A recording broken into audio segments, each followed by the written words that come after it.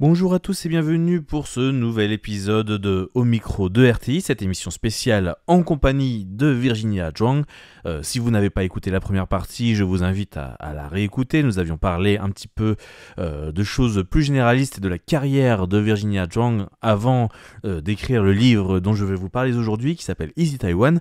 Et donc pour vous présenter succinctement la carrière de Virginia, pour vous la présenter un petit peu pour ceux qui n'auraient pas eu l'occasion d'écouter son témoignage la semaine dernière, eh bien Virginia a commencé pas du tout dans quelque chose en lien avec la cuisine. Elle a commencé dans une maison de disques comme agent pour les artistes et après plusieurs années dans ce métier, elle a commencé à voyager vers la France et avec une première expérience en faisant des études en France avec notamment un master en communication et tombant rapidement amoureuse de la gastronomie française, elle décide d'écrire un livre pour la première fois sur la gastronomie française, présentant les plats par région, les spécialités, etc.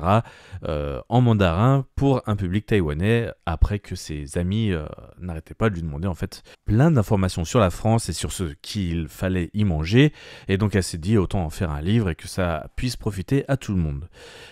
S'en vient un retour en France où elle aide la création de Zhenzhou, un établissement emblématique de la nourriture taïwanaise à Paris pour ceux qui l'ont connu dans les années 2000-2010 et qui a désormais disparu. Et donc elle a aidé la création de ce restaurant et a mis un premier pied dans la restauration grâce à ça. Elle a ensuite pris des cours de restauration, elle a commencé à donner des cours de cuisine taïwanaise en France et boule de neige, etc.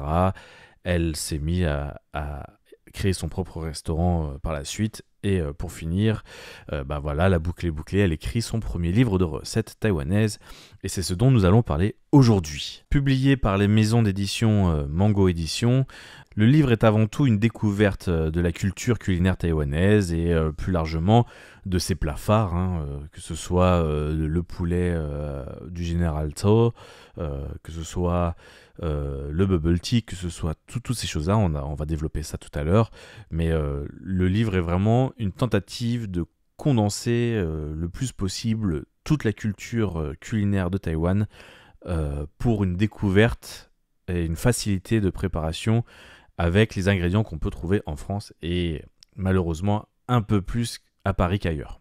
Et dans ce sens, Virginia, dans l'entretien qu'elle m'a accordé, a précisé un petit peu quelle a été la démarche, comment est venu le fait qu'elle puisse écrire un livre de recettes et comment on l'a contactée pour cette expertise de la cuisine taïwanaise.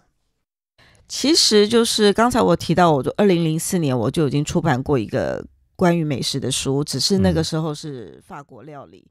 Comme je l'ai dit au début de notre discussion, j'ai déjà eu cette expérience d'éditer un livre dès 2004.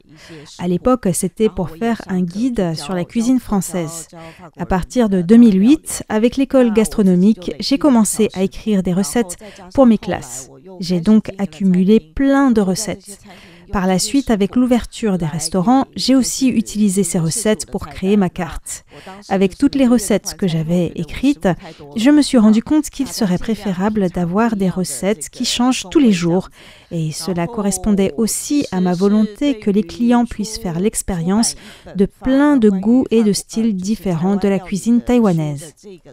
Pour ce qui est du livre, c'est une idée que j'ai toujours gardée dans un coin de ma tête, mais en raison du temps que je passais à travailler, j'étais très occupée et je n'avais pas du tout la capacité de m'asseoir et de faire le tri dans les recettes que j'avais écrites pour en faire un livre. En 2023, la maison d'édition Mango m'a contactée pour me dire qu'ils avaient en projet de faire un livre sur la cuisine taïwanaise. Ils ont aussi expliqué à ce moment-là que ce projet faisait partie d'une série sur les cuisines du monde et qu'à l'époque, ils n'avaient pas de livre sur Taïwan et que c'était un livre qu'ils éditeraient volontiers. Cet appel m'a vraiment fait plaisir. enfin j'avais une opportunité de sortir ce livre que j'avais envie de faire, et ce, malgré le fait que j'étais encore très occupée par mon travail. Mais je me suis donné l'objectif de m'organiser pour terminer ce projet en 3 mois, qui consistait principalement à réorganiser toutes mes recettes et faire un choix. Dans ce livre, il y a environ 40 plats différents, mais en réalité, j'ai fait une sélection à partir de plus de 100 recettes. Au départ, les éditions Mango m'avaient demandé de présenter juste un échantillon de la cuisine taïwanaise, mais avec des consignes aussi vagues, c'était difficile de faire un choix. Et au final, j'ai décidé de choisir des recettes traditionnelles et très classiques de la cuisine taïwanaise. Et puis après, j'ai pris des façons de cuisiner plus particulières, comme des recettes de plats Hakka ou encore de la cuisine autochtone, mais aussi quelques recettes issues de la cuisine de rue. Donc je voulais pouvoir réunir ces différentes identités culinaires pour en faire un condensé et être incorporé dans ce livre qui est le premier livre dédié à la cuisine taïwanaise en français. Donc j'espère que ce livre permettra aussi aux Français de se faire une idée de ce qu'est la cuisine taïwanaise. Lors de notre entretien avec Virginia, j'ai partagé avec elle le fait que j'avais déjà songé à faire un livre sur les légendes et l'histoire culinaire de Taïwan, et le fait que je m'étais déjà entretenu avec Clarissa Wei et son livre sur l'identité culinaire et gastronomique de Taïwan, à la sortie de son livre référence en anglais Made in Taiwan. Et il est vrai que je me suis toujours demandé quelle devait être l'approche de la construction d'un tel livre. On peut faire un livre par type de nourriture, par type d'ingrédients, par région. Dans le cadre de mes histoires, on peut aussi considérer le fait de le faire par période historique ou alors autour d'un même personnage. Par exemple, beaucoup de légendes tournent autour d'un personnage historique chinois qui est Zhuge Liang, un stratège militaire à l'époque des 3 royaumes né en 181 après Jésus-Christ dans le Shandong actuel et mort en 234 et qui était devenu premier ministre du royaume des Shu, situé principalement sur la partie ouest de la Chine de l'époque, principalement l'actuel Sichuan. Virginia donc partage avec moi cette difficulté de structurer un livre culinaire avec autant de choses à dire sur la culture culinaire de Taïwan. Il est vrai que quand on commence à penser au sommaire de son livre, il y a beaucoup d'idées qui nous traversent l'esprit. On a l'impression qu'on peut écrire 5 livres, voire même 10 livres sans problème. Mais il faut d'abord, quoi qu'il arrive, écrire le premier livre. Donc il faut réorganiser ses pensées et faire un choix de présenter un sujet qui est abordable pour les lecteurs. C'est comme lorsque j'ai fait mon premier livre où je présentais la gastronomie française en chinois, parce que j'aimais beaucoup les plats français, comme je l'ai dit plus tôt dans notre entretien, j'avais envie de donner des outils pour pouvoir aborder la culture de la table facilement. Et à la fin de ce livre, j'avais déjà envie de faire quelque chose de similaire en français pour la gastronomie taïwanaise et donner des clés de la cuisine taïwanaise, par exemple le fait que les techniques sont très similaires à celles de la Chine, mais avec un ingrédient, une chose différente. Cela change tout l'aspect du plat.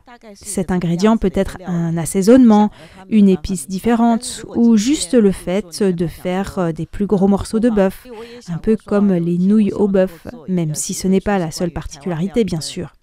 Et il faut comprendre qu'expliquer des plats aux Français, c'est vraiment partir de zéro. Il faut tout expliquer. Mais dans le livre que je voulais écrire, le lecteur pourrait comprendre tout de suite à quoi cela fait allusion.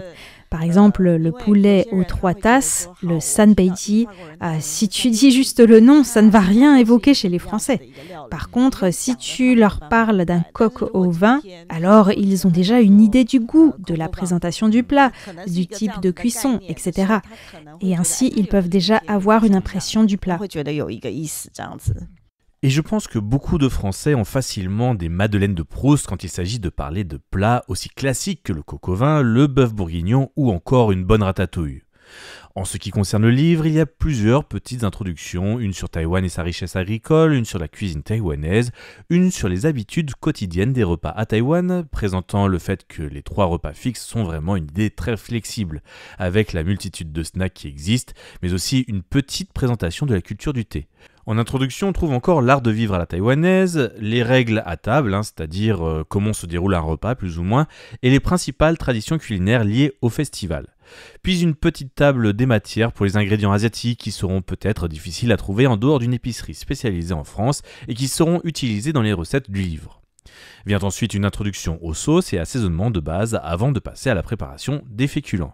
Oui, on vous apprend aussi à cuire le riz comme les Taïwanais.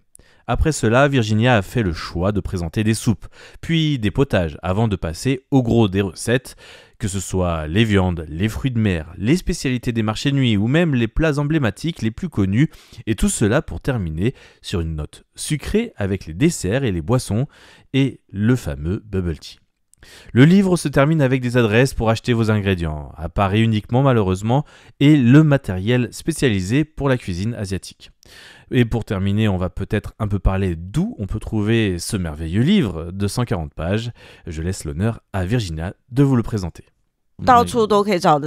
Oui, on peut trouver le livre partout en France. Vous pouvez aussi le trouver directement sur le site de l'éditeur Mango Édition, où il y a 2 versions, une version physique ou une version numérique en fonction de votre budget. Et le livre est aussi dans toutes les librairies en France.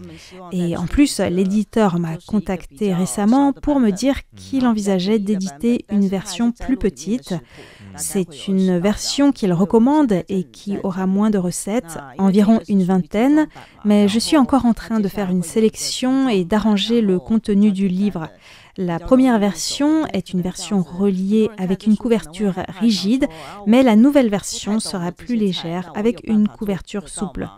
L'éditeur s'est dit que la cuisine taïwanaise serait peut-être un peu trop étrangère pour les Français, donc on espère qu'avec une sélection un peu plus simplifiée, cela attirera plus de monde, au cas où même s'ils se disent qu'ils ne comprennent pas grand-chose à ces plats, ils peuvent quand même réaliser et se familiariser avec les recettes taïwanaises.